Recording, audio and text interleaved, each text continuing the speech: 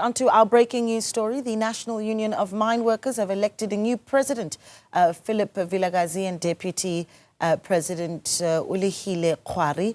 The union is currently holding its 18th Elective National Congress in Boksburg. Our reporter, Ziniko Mhlaba, has been tracking the story for us and joins us live from the event.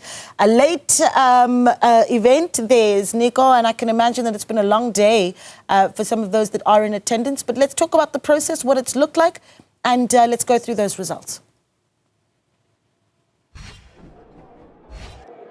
Indeed, Naledi, it's been a very long day for us as members of the media, but a very long week for the delegates that are coming from all walks of life across the country, coming here, deploying their own delegates to come and represent their regions. But unfortunately, there were issues that the conference could not get to, especially when it comes to those important conversations under that item of commissions. But you understand that the leadership, through the mandate of the delegates, will set aside a different date to have those discussions, ironed out and clear resolutions coming out on some of the topical things. But I am joined now by the newly elected president, Mr. Phillip Vilakazi, who was the deputy before this conference. He joins me now to give us more details in terms of the marching orders he delivered to the delegates. So here, Mr. Vilakazi, thank you very much, sir, for your time.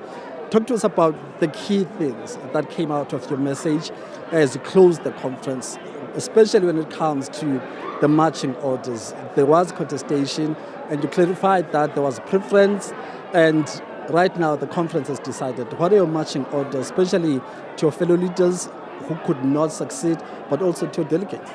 Look, thank you very much, Mhlaba. The only thing that NUM embraces is democracy. And in democracy, people will prefer A, others will prefer B.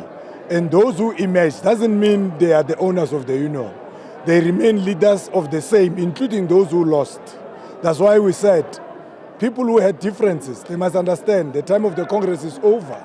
We need to go back and start to give service to our members, start to close all those ranks, because we only have Congress once in 3 years.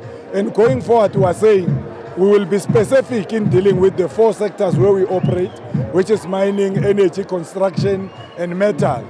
And this will only happen for the collective to ensure that in the resolution that we are going to refine in a short space of time, we will definitely talk to that, and maybe you will be lucky to be there, that we can give you a concrete position.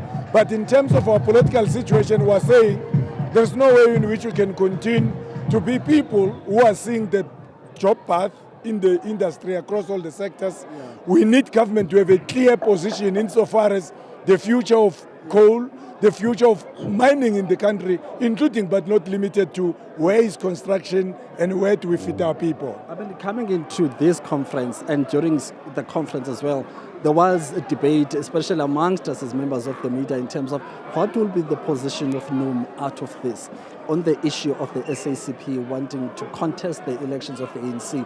I know you have to take that position after that special day, but what is the current attitude, especially on some of the things you highlighted on, that a father cannot be contested by his son? Can you clarify that in this regard?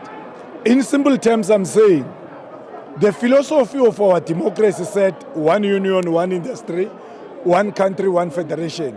United, we defeated apartheid. We cannot continue to be divided now because capitalism, you can see capitalism is sponsoring everybody with cash.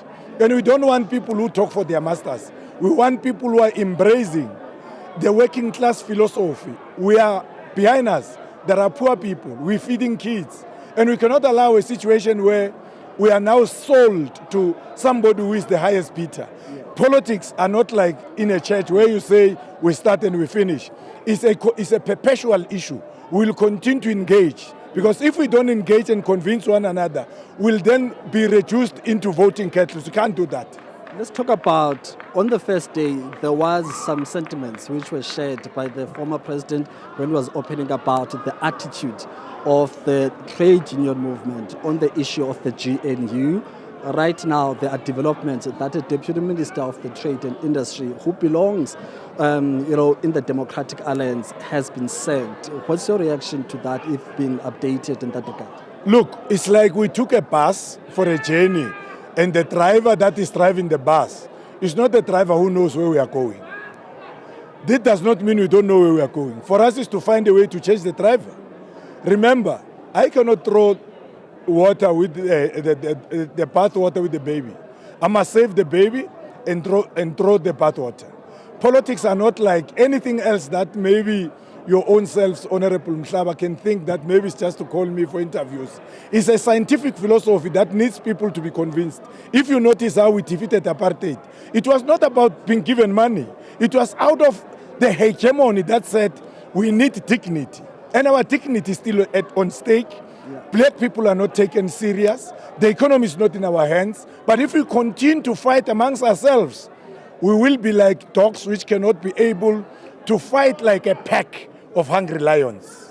In simple terms, President, what's your reaction to that dismissal of a deputy president in the GNU by the president?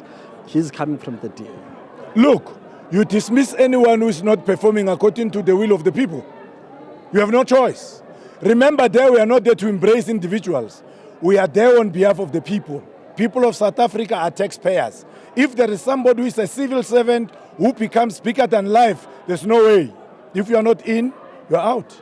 Mr. Vilakazi, I thank you very much for your time. Thank you very much, Babu Mhlaba. Sebo. Thank you very much. So, thus, the newly elected president of the National Union of Mineworkers just giving us, some of the key marching orders to these delegates, but towards the end, giving us, that comment on the issue of the GNU, saying that no one is bigger than the organization. So that's where we're going to leave things at right now.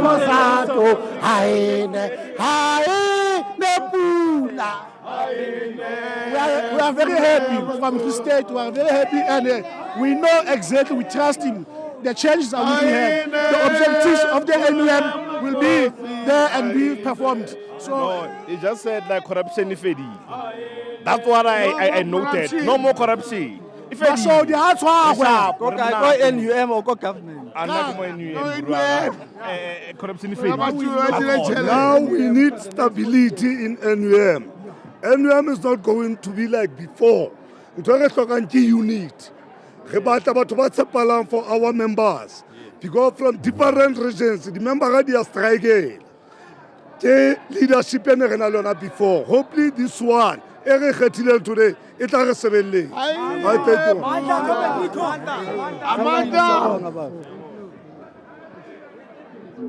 you.